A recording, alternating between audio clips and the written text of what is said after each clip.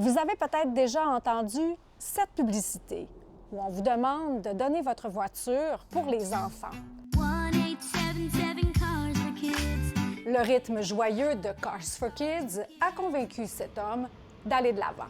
C'est une organisation pour les jeunes enfants. Soit ils louent ou quelqu'un achète la voiture que j'ai donnée, ou ils le coupent en petits morceaux. Les pièces sont vendues. Après une discussion téléphonique avec l'organisme, il pense donner son argent aux enfants démunis. Qu'est-ce qu'ils vont faire avec, je ne sais pas exactement. Je me suis fait passer pour une donatrice. Où va l'argent exactement? Il y a des écoles qui en ont besoin. L'argent, ça va directement à la charité pour la Fondation des enfants. OK, mais la fondation pour quels enfants exactement?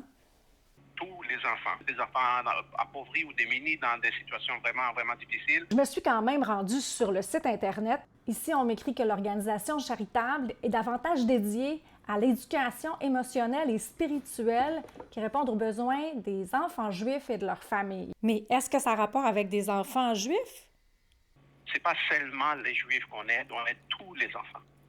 En 2017, l'organisation Charity Watch aux États-Unis a fait une longue enquête sur Cars for Kids. Many people, when they hear this charity's advertisements, they don't understand the underlying nature of its programs. En fait, selon elle, l'argent ne va pas en général à tous les enfants, mais plutôt à un camp destiné aux enfants juifs orthodoxes de New York. Jewish youth, in particular Orthodox Jewish youth. Pour l'organisation, il n'y a pas de problème à encourager un camp pour enfants juifs assidiques, mais il faut savoir où va notre argent. You typically want to donate to an organization that has programs that align with your values. Cars for Kids se défend, assure être transparente et se demande comment ça se fait que l'homme au téléphone ne l'a pas été. Yeah, that's really surprising. But we are a Jewish charity. We have summer camps in New York, and kids get all kinds of really enriching, wholesome experiences in camp that support their development. Dans son rapport, Charity Watch fait ressortir que de nombreux Juifs laïcs ne sont pas enthousiastes à l'idée de financer des organisations orthodoxes.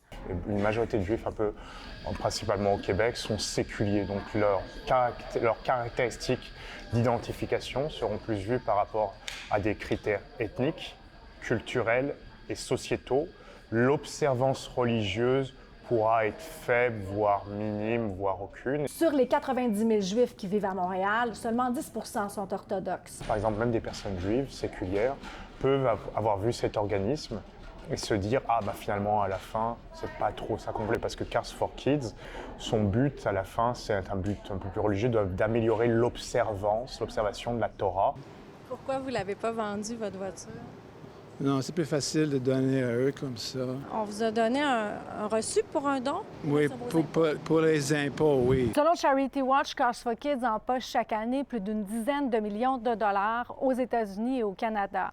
Cars for Kids nous a d'ailleurs confirmé avoir reçu seulement l'année dernière 2000 voitures en provenance uniquement du Québec. À Montréal, Véronique Dubé pour Nouveau Info.